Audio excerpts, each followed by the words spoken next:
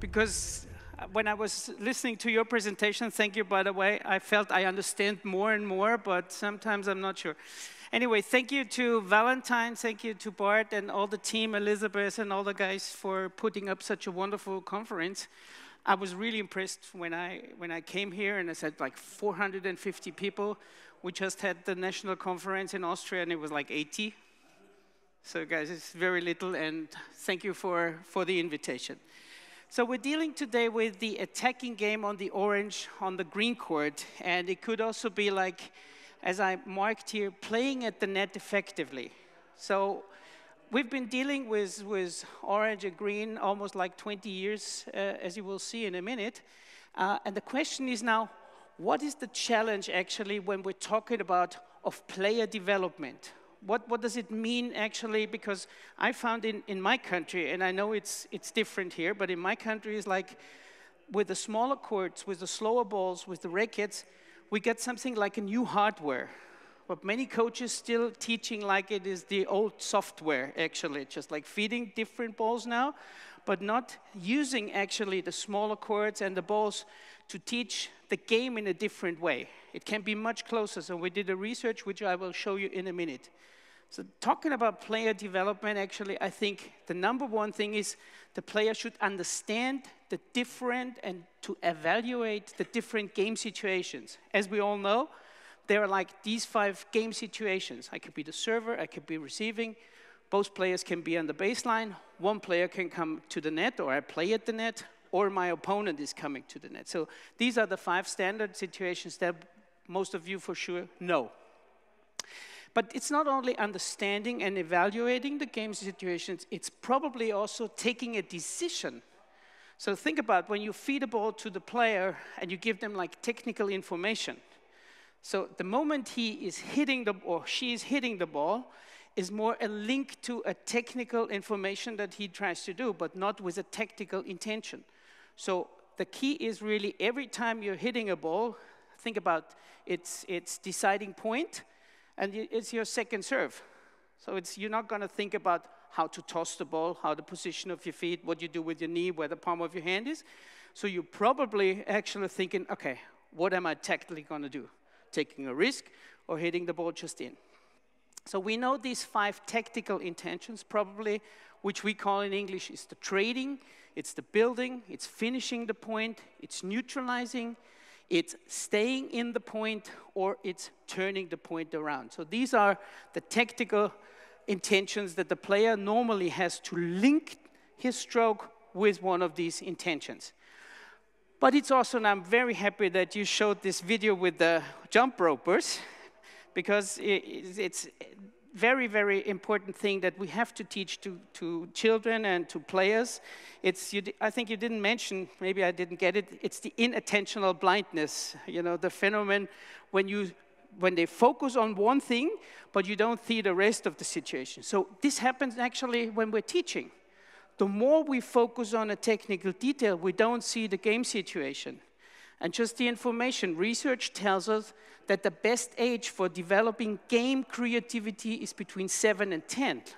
So we also have to make sure that players have and get the chance to play a lot and to develop this. So, which means in situations, number 1, evaluate the situation, link the stroke with a tactical intention, and sometimes also finding a creative solution.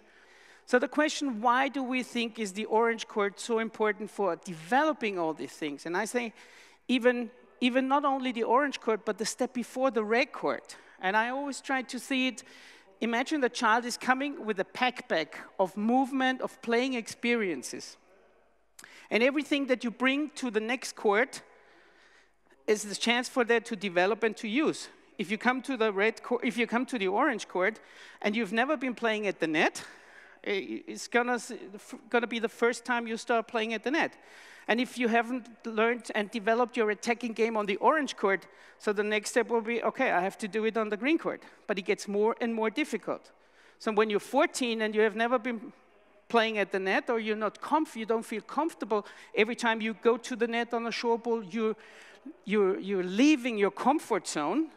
So then it will not be part of your game really, like what we say, you have to learn it by playing on implicit learning. So it's not that something that you teach. So, and also why is modified, and I'm very happy because I had many meetings with Bart, and the first time we introduced with the ITF a modified green code was like in 2013. A quick review to our research, just to give you an idea. What did we do?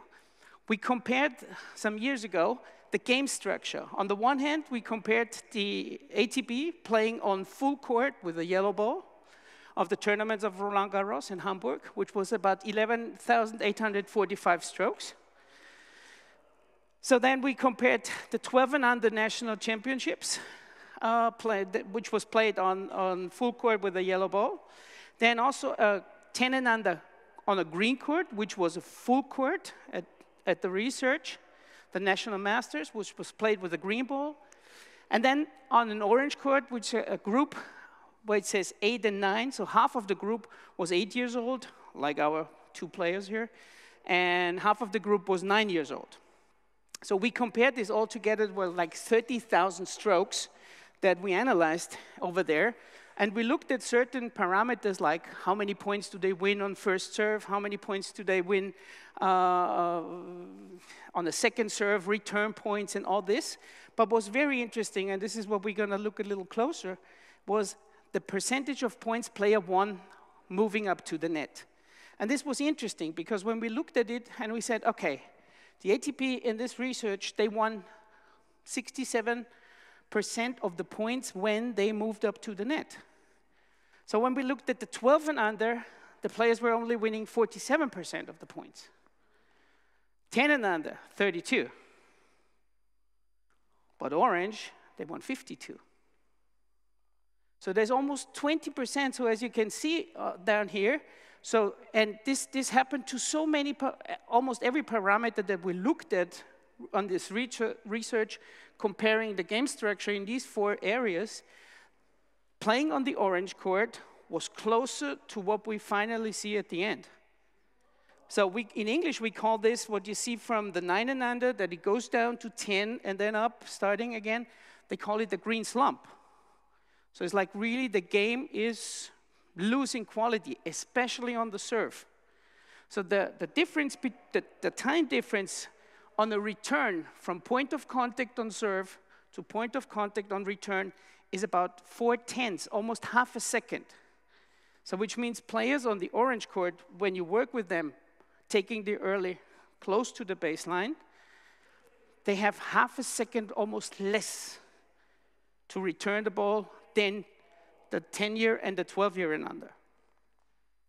So this is very important. So a quick look at the court.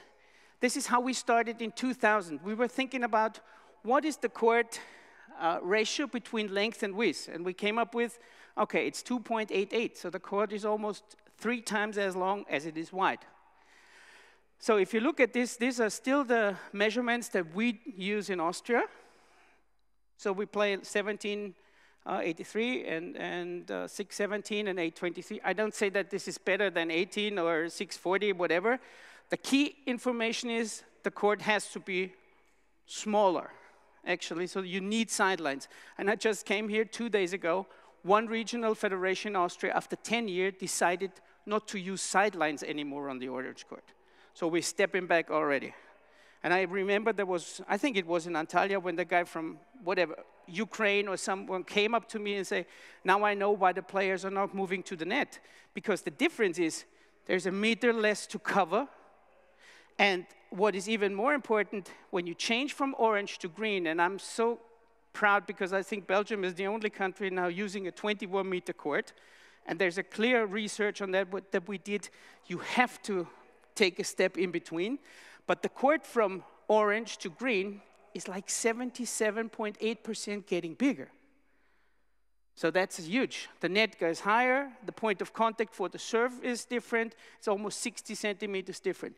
So we came up with the court. Now you're using 21 meters, we came up with this court, but then this makes sense.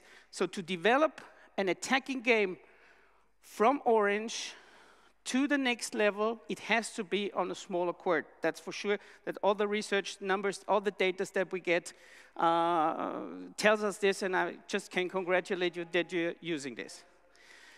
So you see here in the research that we did, it did not go, so the players in the research, they were playing half a year, like 7 months on the intermediate court between that, and you see that the numbers were going down, but they weren't going down that much. So they were still winning about 46% of the points. So what we will focus in this presentation on is basically on the game situations. I'm going to the net, I'm playing at the net, and on the two tactical intentions like building the point and finishing the point, which is very, very important. So when we look at this, and our players will get ready in a minute, we found that there are more or less 7 different ways how we approach to the net.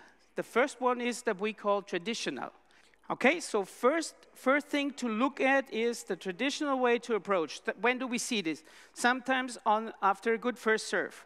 So which means developing the serve at this age is very, very fundamental, because otherwise it's very difficult to get into the situation to come in and get a short ball.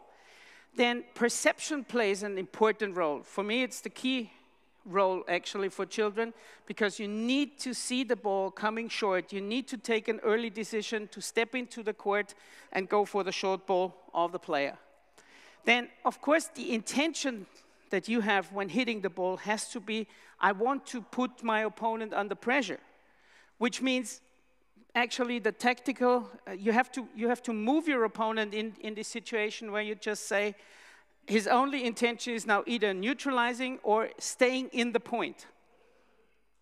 And of course you need from this way, what are the technical strokes, what are the strokes that you need for coming in? Of course you need the approach it, of course you have to hit the volley, and of course you have to hit a smash for a winner. And this is, for me, very important to mention one thing that we call the good mistake. So the question for me is the decision that the player is taking at the moment, stepping in, moving to the net, is it a good decision? So decision taking for a child, for me, in the game situation, is very, very important. So even if he misses the approach shot, even if he misses the attempt to hit the volley for a winner, but take the decision quickly, move in, and go for the point. So let's give our 2 players a big hand of applause. Please, come in. So the key is, if we would go for too many exercises in this way, we would take everything away from taking the decision. If I would say, you come in, you return short, and the player comes in.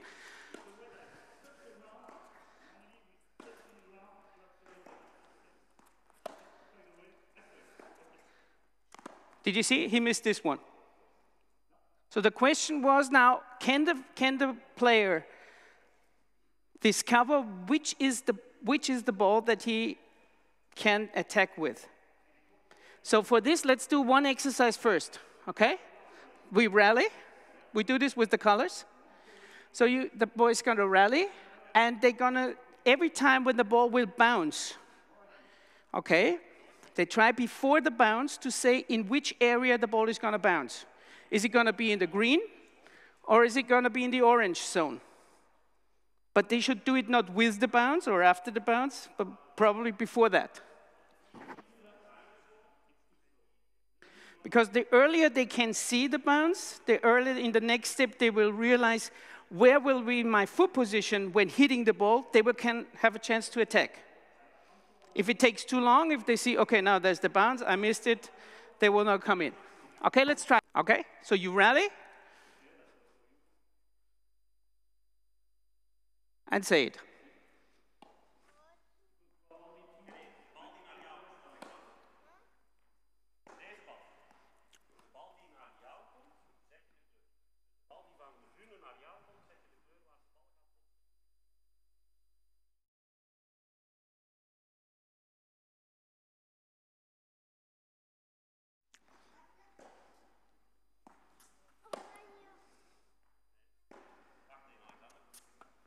Okay. it's better he explains my Dutch well. But did you get the idea? So the player should say, before the bounce, it's green, or before it's orange.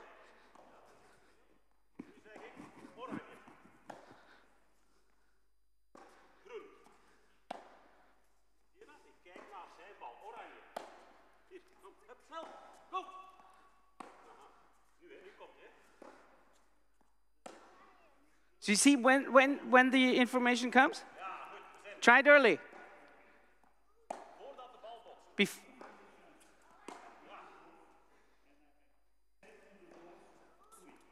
Very good. Very good. So the earlier they will get in this process, the earlier they will take the decision. Very good, Alex.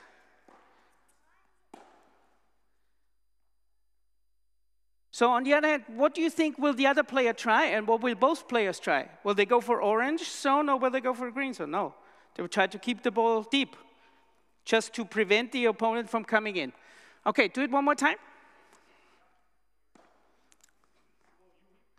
What is it? Very good. Stay close to the baseline. One more.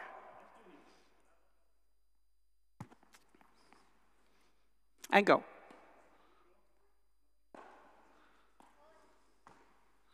Last one.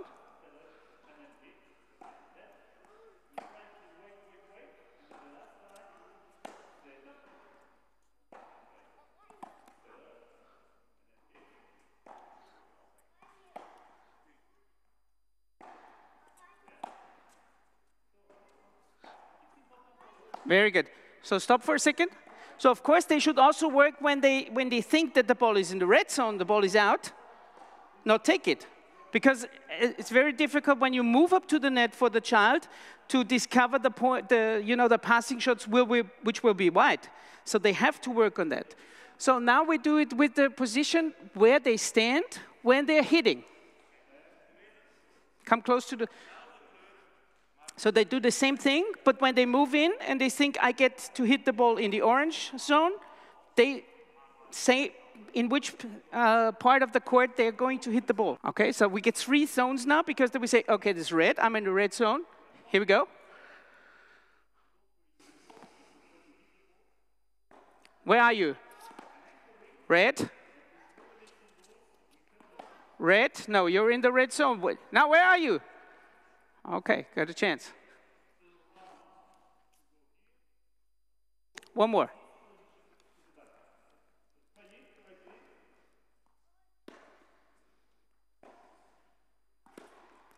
There was 1 foot in the orange zone. Let's go. Here we go.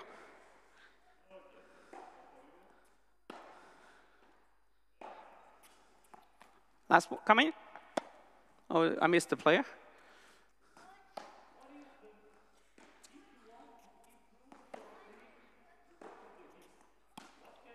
Right? Okay. So we go back to the traditional thing.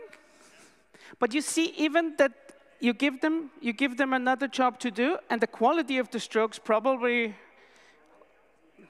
will be affected because they have other things that they're trying to focus on. So it's important that you do this. For me, I think it's very important to do this exercise, to work on perception. Where's the position when I hit the ball, after I hit the ball, which gives me the right opportunity. Okay. So the focus is that the players learn, whenever I get a chance to be in the orange zone, there is at least an option to move in. And the more closer I come to the green zone, of course I should come in. Oh, he goes for this one. And go for the point. Alex?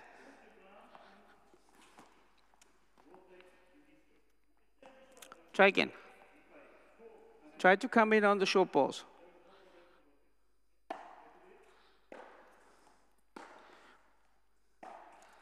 That's perfect.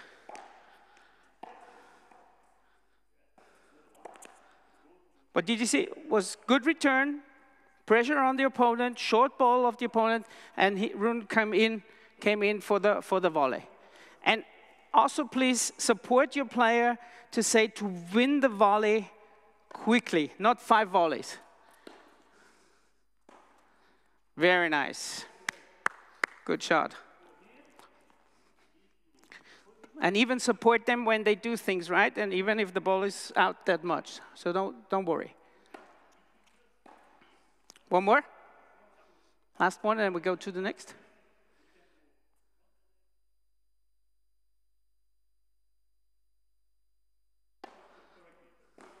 And now this one. Come in. Perfect. Okay? So, but keep the points. If some of you will follow the presentation of Greg, I think tomorrow, it's the first 4 strokes, you will see in the future how important it is to keep the ball short. So we should really support and work with our players that they learn to keep the balls short. Okay, stop for a second. We go for the next one. The next way to approach the net, we call it no transition. Actually, it's the one that is seen most. It's often a big serve, and the player is even at the baseline or sometimes even behind the baseline and comes in with a strong forehand or a backhand maybe right being at the baseline hitting the shot. So he's not waiting for a short ball to come in, but he's taken one from the baseline already. Like this. You see how late he was and how far behind he was coming up. So we said, okay, do we see this with children?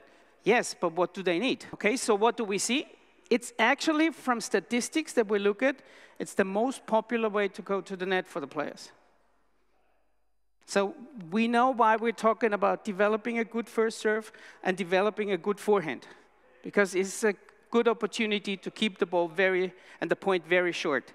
So the third stroke, which is for me sometimes a shame when we look at practicing of the serve. How many times do we not return?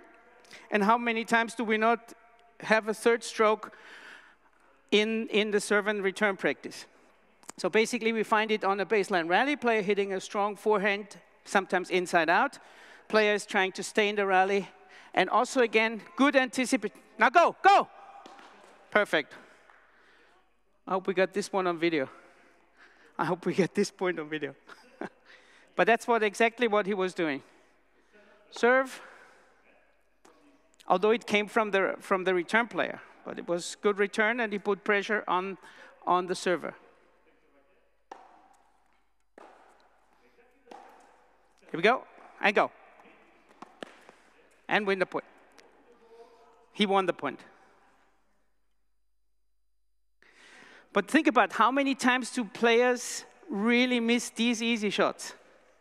How many times do they go for a baseline volley where you say, "Guy, there's no basketball, there's no 3 points if you go close to the baseline"? Okay, that was a serve and volley attempt. Let's go for one more. Rune, here we go. And Alex. Good one, no transition from the baseline. Come in, short one.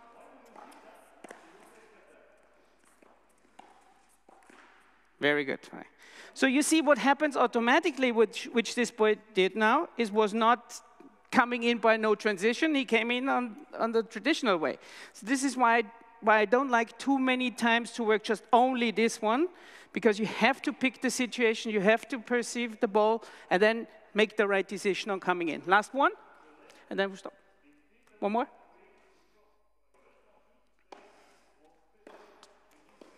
Great return. Okay, so the next one is that we know quite well, is the serve and volley. And you see how many even Rafael Nadal and strong players have developed, even in an older age, their net game. And how many, it's a perfect way just to keep the point really short. Not this one, because they like to play. So we have to teach this to the children. Okay, so how many times do we see the players, when they're working on their volleys, they're working at the net? How many times do we see when they're playing the first volley from the service line or with the movement forward? So I think we should very much focus on that we practice the first volley, the building volley as well. Mostly seen when players hitting a good first serve. Now we come to the point where we see probably on this we would need more serve variations. Because you can more, put pressure on the return player by having different kinds of serve with a wide slice serve, for example. The quality of the split step, the timing of the split step, #1 key. And if you've seen these videos, the players don't like split step, wait, and volley, just they split step and then they move in, and it's on a forward movement or a sideways movement. So we have to train that. It's not like you're hitting like Disneyland volleys at the net, 5 volleys in a row. Normally this doesn't happen. So it's effective finishing the point. You have to support the player to finish whenever you can finish the point. So to think about in a free situation is not that I would give the player the situation, oh, you come in, you hit the first volley back to your opponent, and then you move up. No. The first volley has to be the decision, put pressure on the opponent and make his life difficult. Okay, let's go for serve and volley.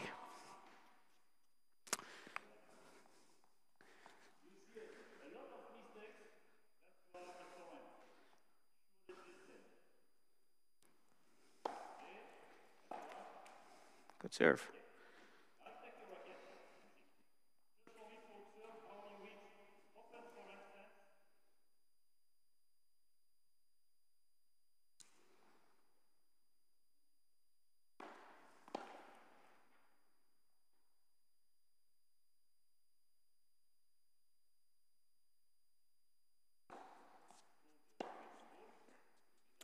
Bart, can you tell me, can stay on the first serve?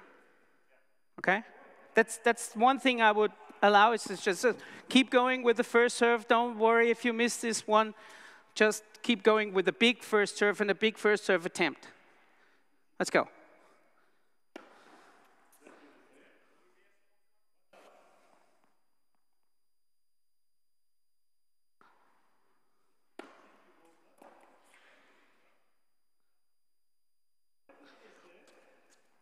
So if you would compare the time that he has now for a return, if he would play on the baseline, he would have a lot more time for the return.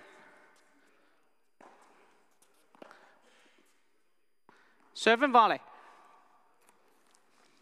Let's go.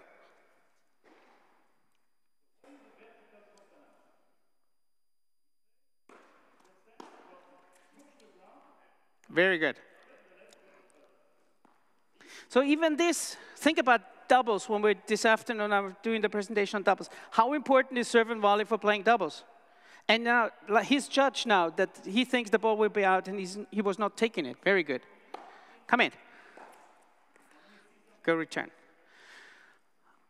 I hope you agree that if you practice this, probably the quality of the return will improve dramatically every time you see there is an opponent coming in. And also the situation now, he was trying to volley, all these kind of reaches on the service line, and it has to happen realistic out of the game. And again, Alex, coming. One more.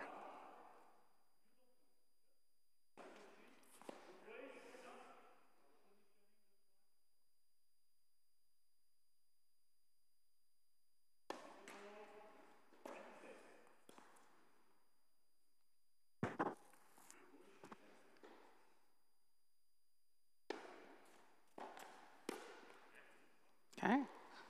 See if there was a split step in time, or if we're just running forward and no positioning on this. Very good.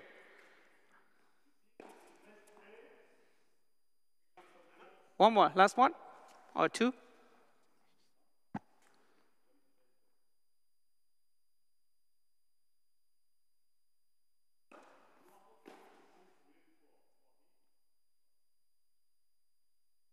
That's always the time when I say, what, did you try to hit it or not? If you try, then you should be maybe a little further to the net and get a high point of contact. I'll say, I don't care. Go. Very good, get. So did you see this situation? Even if the ball was out, I don't care. I like when they keep going, because this is so hard, you know, if you would just train that 5 times in a row. Because every time it's going to be different. Okay, stop for a second. Thank you. So you see already there are 3 ways for the player that I think he should really be able to handle. This one now is a situation 10 years ago, 15 years ago, I did not think so much about it, developing children. But now I think it's even time, because we see that more and more swing volleys become, do you call it drive volley? Yeah, it's the same, drive volley, swing volley. When do we see it? Of course, good first serve. So we're always coming back that for attacking game, keeping points short, the serve is important. Then, of course, also a strong inside-out forehand, move the opponent out, tactical intention of the opponent, just trying to stay in the rally. And then, again, good anticipation, good perception, because you have to have at the right moment to step into the court and be ready.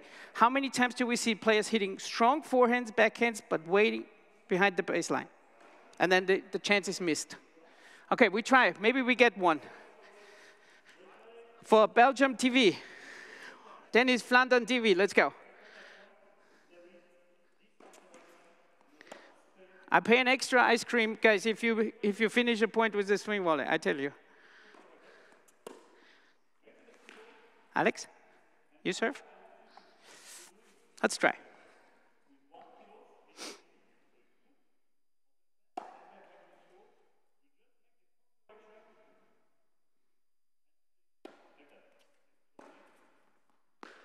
Yeah, but this could have been the ball to set it up. So if he would get this ball and just push it back, he could have stepped in and go for the drive volley. Very good. So it's important that the players get the idea, what strokes do I need to get into this situation? Okay? So it's more understanding. So if I would practice drive volley and drive volley and drive volley, it's fine, but I need the stroke before. Yeah, or I need the serve before. So you need always like 2 or 3 strokes that go together to find yourself in the situation. And then still it's a decision if the height of the point of contact gives me the chance of a drive volley or not. Even if the ball is short, doesn't necessarily mean I can hit a drive volley. Short ball coming in.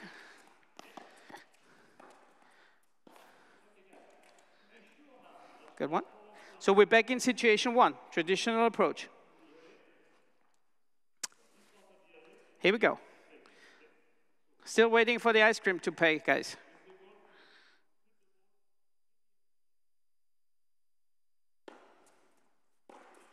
Serve and volley. I like it.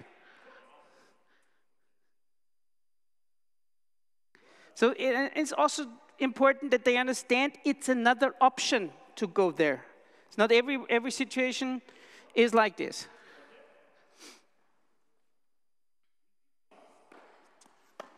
Here we go. Go! Okay, half an ice cream. Want to share. But at least it was the situation. This is what I was trying. And I'm always happy to do presentations like this with children, because it's more natural that you see it's working. If I would put here 2 12 or 14 year under, go! Ah. Very good. Stop it. Did you see? He would have had a chance. And so many times we see this with the difference of players who say, I go for this one. And the other one say, no. Let it bounce. It's maybe easier. Okay? So, but it was very good. Yeah. Guys, I pay the ice cream in any way. Okay.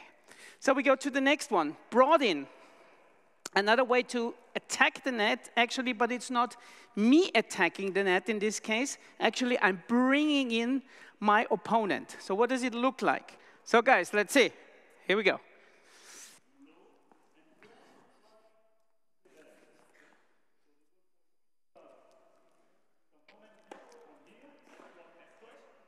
Good serve.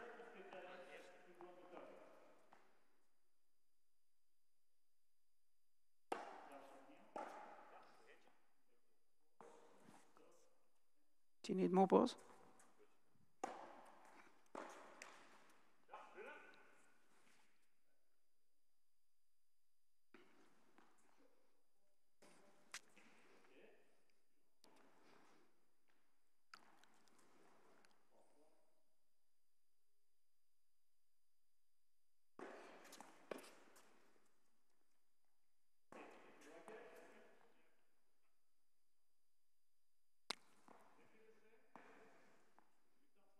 But you see, he was for sure aiming here. There's no 3-point target zone. If this will go back, he would have a chance. But he had more options, actually. He could have come in on a traditional way with a backhand slice approach and come to the net, or just say, I bring him in. Good attempt. But they try. So it's just the key that they know there's another option, and we integrate it in my play, my strokes. Okay. One more? Great. But because they have so many skills, they have a slice, they have everything. So what can you do with these strokes? This is just what we need to show them. Disguise it, perfect. Okay, that's good, that's fine. Perfect thing. The only thing what he did was my last one, when he hitting the drop shot and he's coming in on himself.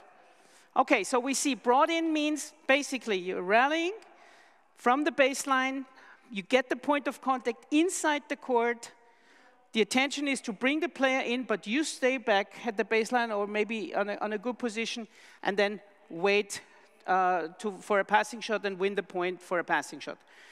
Of course, this means, again, perception for the other player, because he has to be ready for the short ball.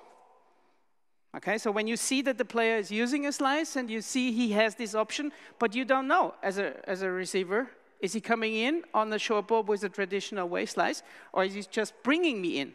Or is he coming in like we see in the last one, he's drop shotting and coming in by himself? So it gets more and more difficult for the other player to find out what you are doing. Except of just baseline, rally, rally, rally, and then, okay. So return and charge, and again, it's a great way to keep the points short, not always doing the same thing. Okay, second serves, and then let's go, boys. Let's rock Antwerp.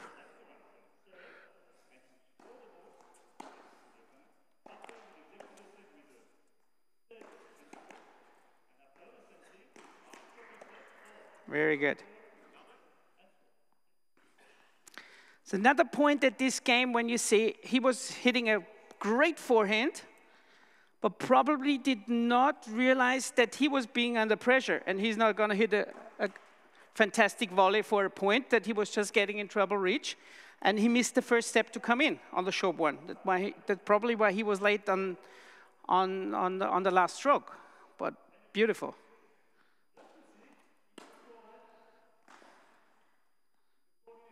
Everything is fine, Alex. You're doing great. Just keep smiling. Keep shining. It's Sunday. Tomorrow is a holiday, which I didn't know. Come in. It's also interesting where they're going with the return. Cross court gives me a long way to come in, or maybe down the line would be easier. Whatever.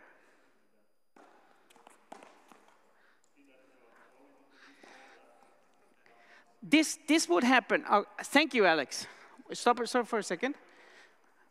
If you would say, we practice second serve, return and charge, this happens. The mindset is, yes, sir, come on, return and charge, I'm coming in. But the decision would be, don't do it. This was a great second serve. If you come in on this, it's like suicide. Okay, so always make sure that they get the opportunity to say no. On this one, simply no.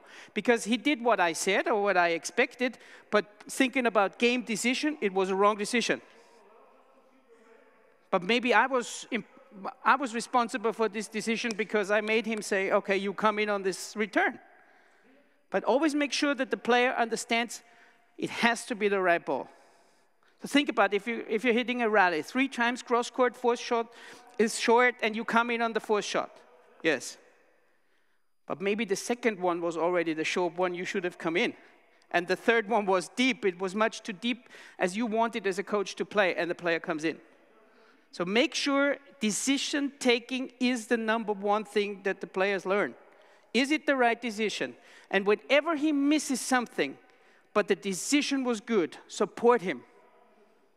Ask him, do you think the decision was right? Yes. Do you think the decision was right to come in now? No.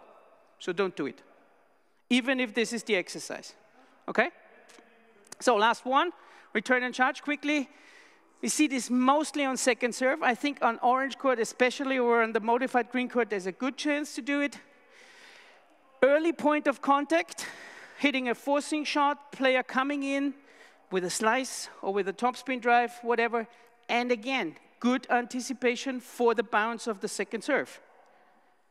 How many players do not adjust their position on the return between first and second serve? They stay behind the baseline, but the second serve is weak. And maybe also working on taking the ball more on the rise. So drop and charge, the last one, he did this already, is like the player hitting a drop shot in the rally. Same thing, being in the court and coming in by himself. So he's coming after his drop shot.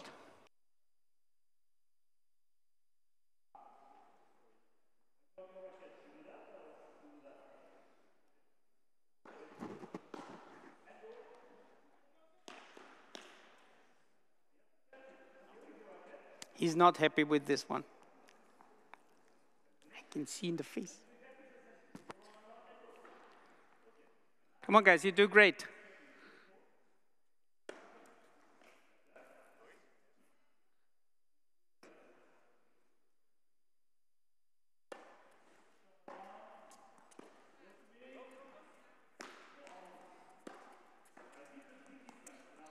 Very good. When you drop shot, you come in, Alex. Okay?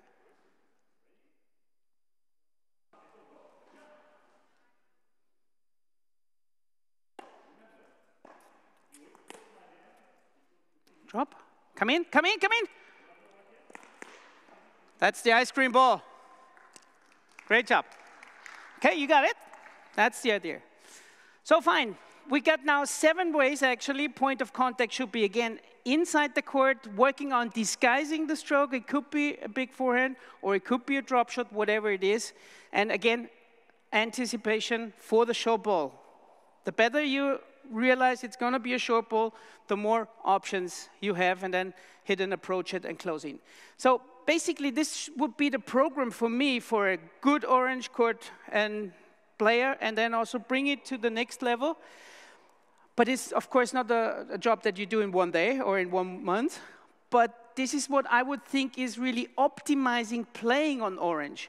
What I find all over the world is like a race. We want quickly get from orange to green and quickly from green to yellow. But if you can't do this on orange, no way to do it on green. Believe me, it's getting more difficult to cover the court. Even if you're playing on a full court, or even if you play on a 21-meter court, it gets more difficult. Okay? Especially the serve, because the quality of the serve is losing. We're losing the quality of the serve because of the higher net, because of when the court gets deeper. And this is what you see in a kind of ranking. How often do these situations happen in pros tennis, men's? So no transition, traditional, serve and volley, swing ball. So you see return and charge is at the end. If we look at kids tennis, the research that we do with our players, we found this ranking. Traditional, serve and volley, no transition, return and charge, brought in, swing volley, and drop and charge. So just to give you an idea. And to end up with a guy, I think you know, I think he's quite famous in tennis. But listen, we need the sound now. But they could choose not to play that way too, if the coaches taught them differently, maybe. But I know you can easily get sucked into that mode where you don't want to attack. But if you can't volley, you're not going to go to the net. I mean, I've played serve and volley. It's frightening to me to see this at this level, that when I look at the stats and I go into whatever round it is and I see that the guy I'm going to face has played 2% of serve and volley throughout the championships, I'm like, okay, I know he's not going to serve and volley, which is great.